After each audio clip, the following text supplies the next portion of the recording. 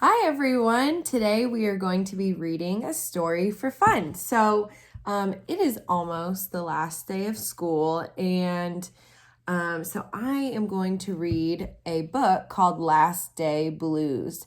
So before I read this book, I am making a text-to-text connection about this story because we read the prequel to this book in the beginning of the school year.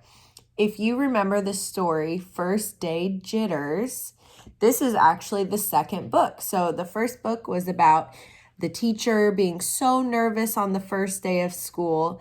And now this is about the same teacher in the same school year, but instead it's on the last day of school.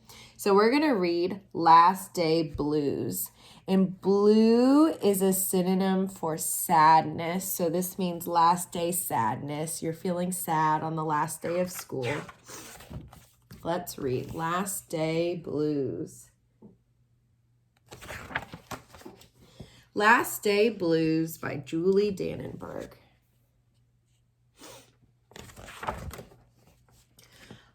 On the Monday morning before the Friday that was the last day of school, Mrs. Hartwell took attendance. She sighed as she called out the last name. "Oh, I'm going to miss all of you," she said.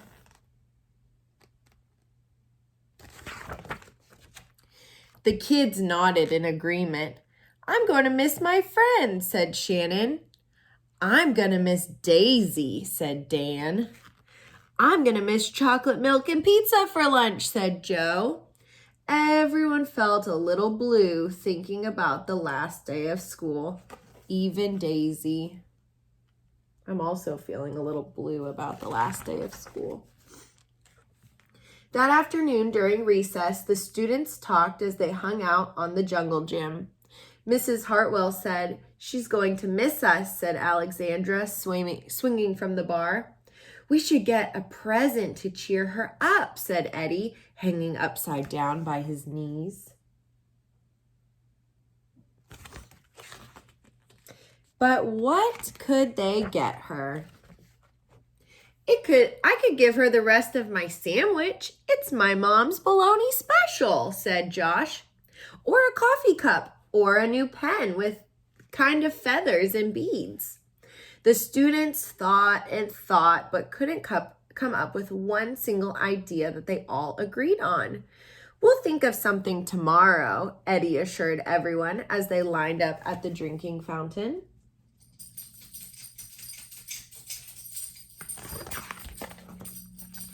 On the Tuesday before the Friday, that was the last day of school, which is today. Today is the Tuesday before the Friday, before the following Friday.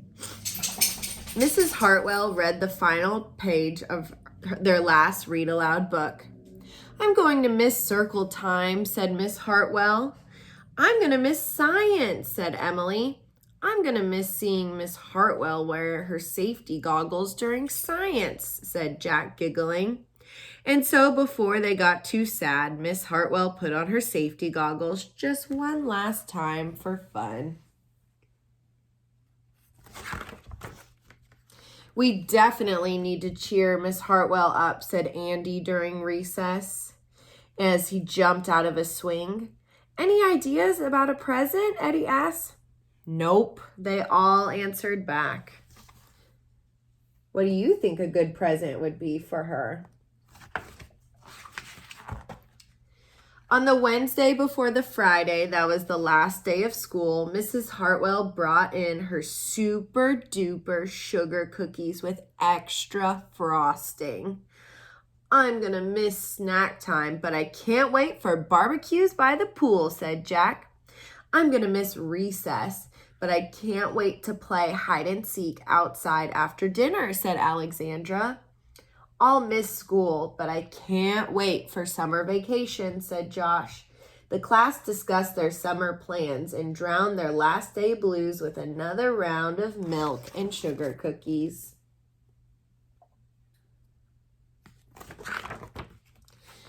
"I don't know whether to be happy or sad today," Andy said the minute they all arrived in the jungle gym. Mrs. Hartwell is sad, said Olivia. She probably doesn't want the year to end. While we're swimming, she'll be reading her old lesson plans, said Walker.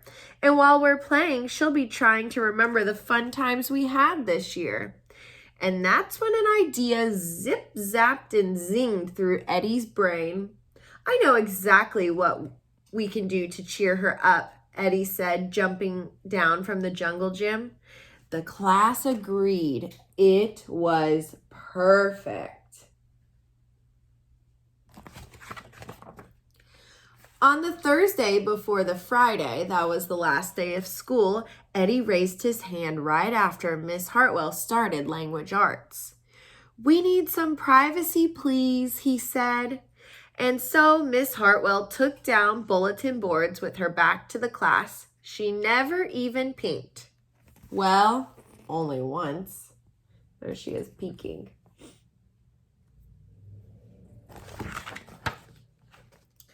On the morning of the Friday that was the last day of school, the students dashed into the classroom. They snapped open the shades for the very last time. They did their chores for the very last time. They fed Daisy for the very last time. And as soon as the bell rang, they couldn't wait for Miss Hartwell to see her present for the very first time.